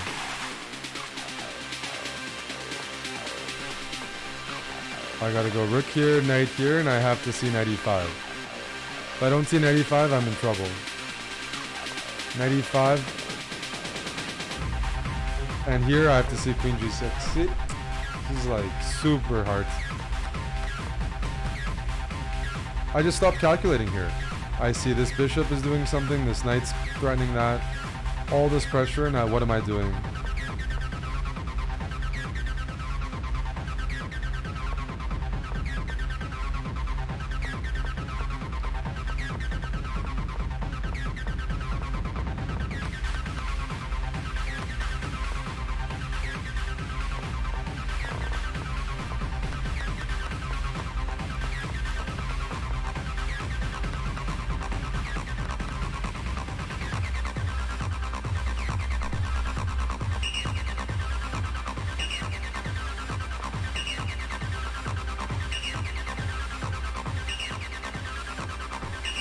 Oh! Oh! I would have been lost in this game. The b4 was played. I didn't even. Oh. Didn't even. Oof. I could have been lost in this game from the opening too. Yeah, he took back. b4. I can't drop my bishop back. Oh, that's nasty. That's nasty.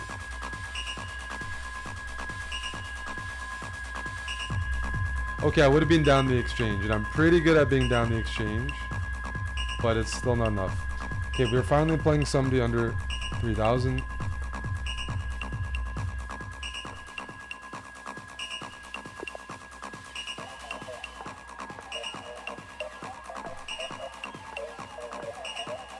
Did I mean to play that? Not at all. Not at all. I did not mean to allow pawn e4, but I pre-moved the opening. This is a tricky line. So knight f3 is the main theoretical move. c4 is what I played. The drawback of knight f3 is then same-ish players don't get to play pawn f3.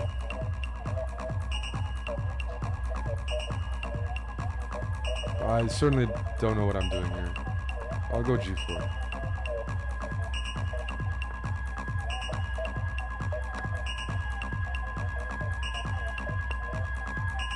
I'll try to make things spicy.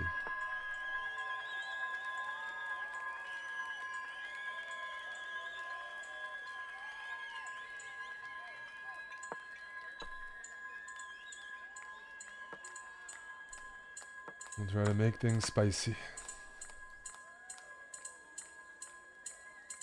This is super sharp, but there's nothing to play for in the final round. Just want to end with a win. Knight e5 is going to be my next move. I don't mind if I lose castling privileges. I've kind of already busted my king side. Although maybe I could go bishop d2 and queenside castle. It's not out of the question.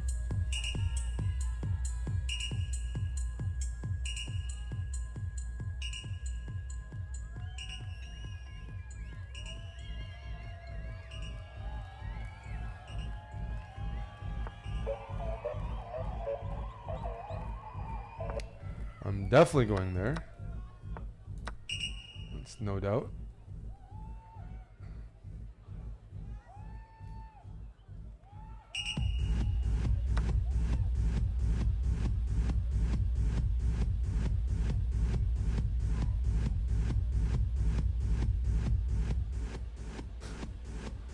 My pawns don't look very pretty. We'll go here.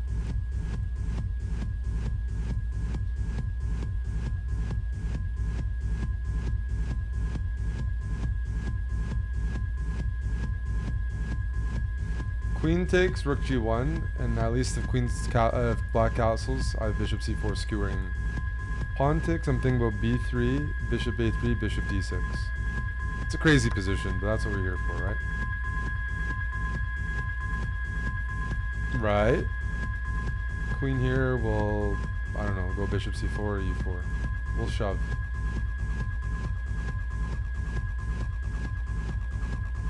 I wouldn't be surprised if black goes here, followed by queenside castle themselves, and they try to flip things around on me.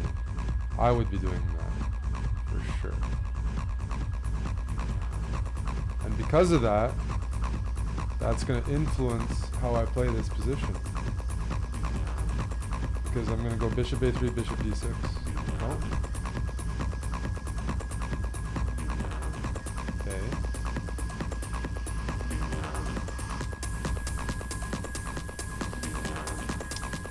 Rook here loses to rook d1.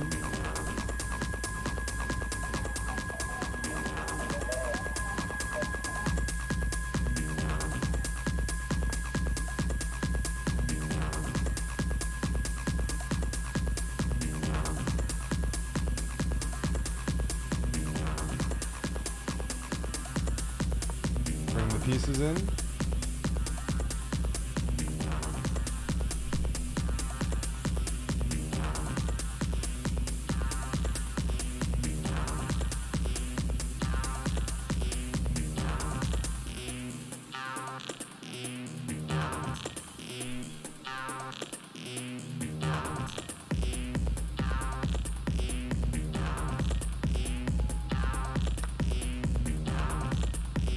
saw that, and I was banking on this move.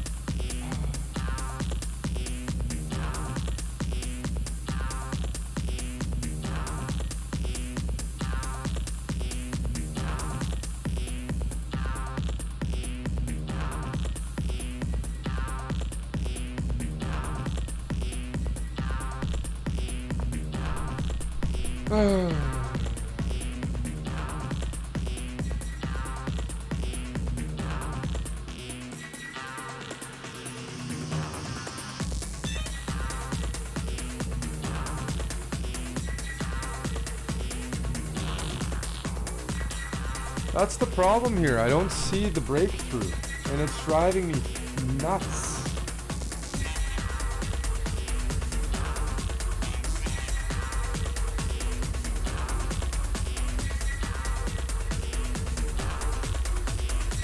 It's totally driving me nuts. Knight's coming into the game, and I'm just not happy with life.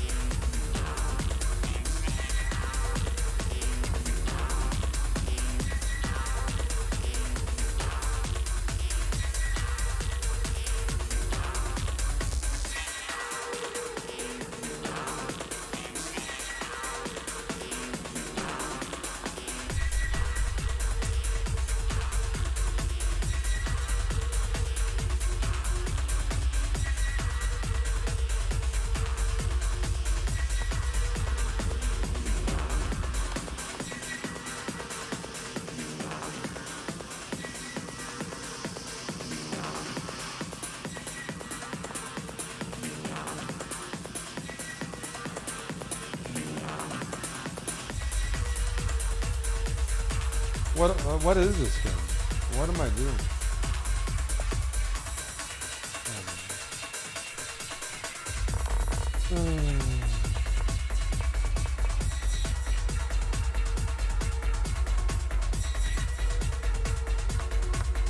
Bishop d6 was such a bad move. Apparently this is completely winning through various different methods.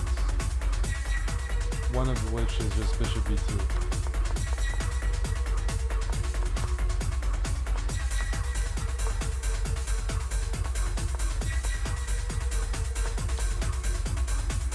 I'm fucking tilted. Alright.